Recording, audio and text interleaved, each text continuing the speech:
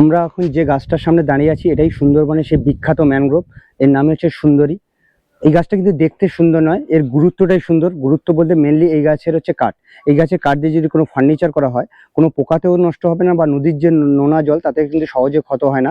শাল সেগুনের থেকেও কিন্তু বেটার, এবং কোনো বার্নিশেরও কিন্তু প্রয়োজন নেই। কিন্তু আমরা যখন সাফারি করব, এই গাছটা আমরা কিন্তু কম দেখতে পাবো। এটা কম লবণাক্ত মাটিতে, জঙ্গলের ভেতরের দিকে উঁচু জায়গা, যেখানে সহজে জোয়ার ভাটার জলটা পৌঁছাতে পারে না, সেখানেই কিন্তু এই সুন্দরী গাছটা হয়ে থাকে। এবং আমাদের ইন্ডিয়া পার্টের থেকে কিন্তু বাংলাদেশ পার্টের এর পরিসংখ্যাটা বেশি। যে বাংলাদেশ পার্টে যে ফরেস্ট এরিয়া আছে, সুন্দরবন আছে, তাতে এর পরিসংখ্যা, কারণ পূর্ব দিকের থেকে আমাদের যে পশ্চিম দিক, তাতে কিন্তু ল্যান্ডটা নিচু, যেহেতু বেশিরভাগ অংশটাই জোয়ারের জল প্রবেশ করে, কারণ এটা কম লবণাক্ত মাটিতে, জঙ্গলের ভেতরের দিকে উঁচু জায়গা, যেখানে সহজে জোয়ার ভাটার জলটা পৌঁছাবে না, সেখানেই কিন্তু এই সুন্দরী গাছটা হয়ে থাকে। এবং অনেকে মনে করে থাকে এই সুন্দরবনের যে নামকরণ এই সুন্দরী গাছ থেকেই কিন্তু হয়ে আছে।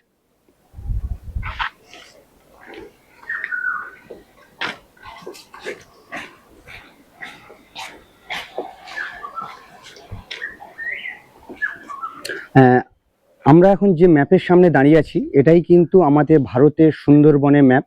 টোটাল সুন্দরবনের আয়তন যখন 1746 সালে ইস্ট ইন্ডিয়া কোম্পানি এবং দ্বিতীয় আলমগীরের যৌথ উদ্যোগে সুন্দরবনের ম্যাপ তৈরি হয়েছিল, তখন তার আয়তন ছিল 25,500 বর্গ কিলোমিটার। তারপরে দেশভাগের পরে আমাদের ইন্ডিয়া পার্টে পরে 9,630 এবং বাংলাদেশ পার্টে পরে 15,870।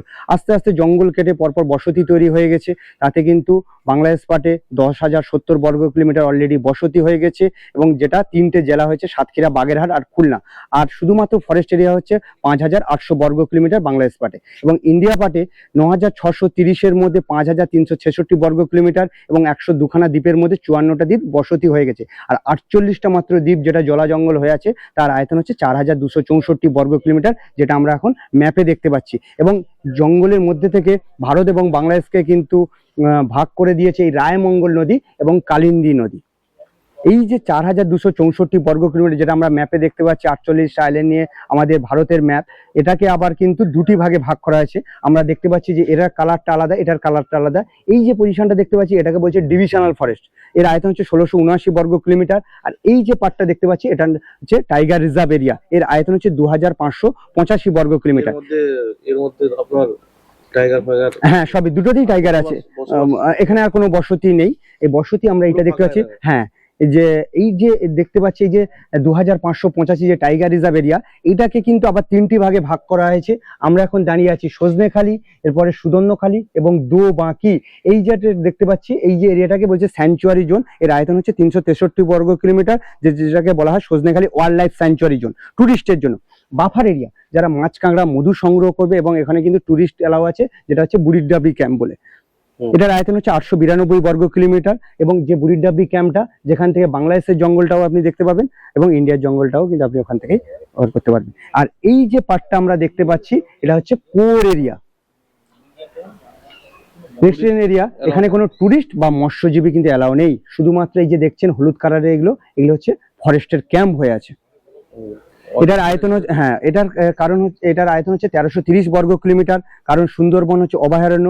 এই যে জোনটা হয়েছিল 1972 সালে, যারা পশুপ্রেমী তারাই কিন্তু কেসের মাধ্যমে এই জোনটা তৈরি করে। কারণ আমাদের ঘরে যদি প্রতিনিয়ত কেউ আসতে থাকে, আমরাও কিন্তু ডিস্টার্ব ফিল করব।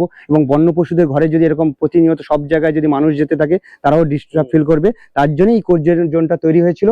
এবং এটা শুধুমাত্র ওদের অবাধ বিচরণ এবং প্রজননের জন্য এই জোনটা, কোর জোনটা।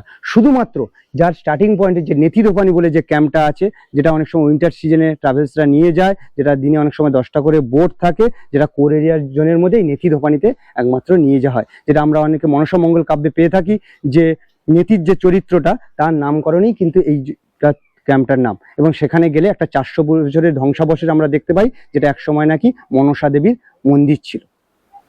ঠিক আছে।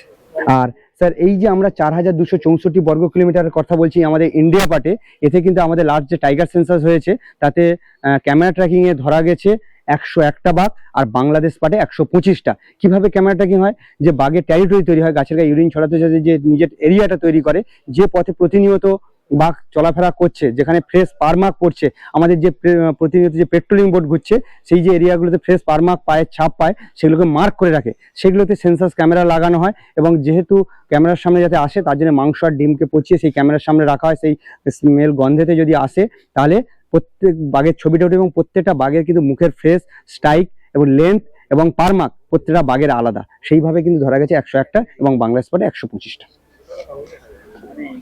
কপি দেখা যায় সাইডিং।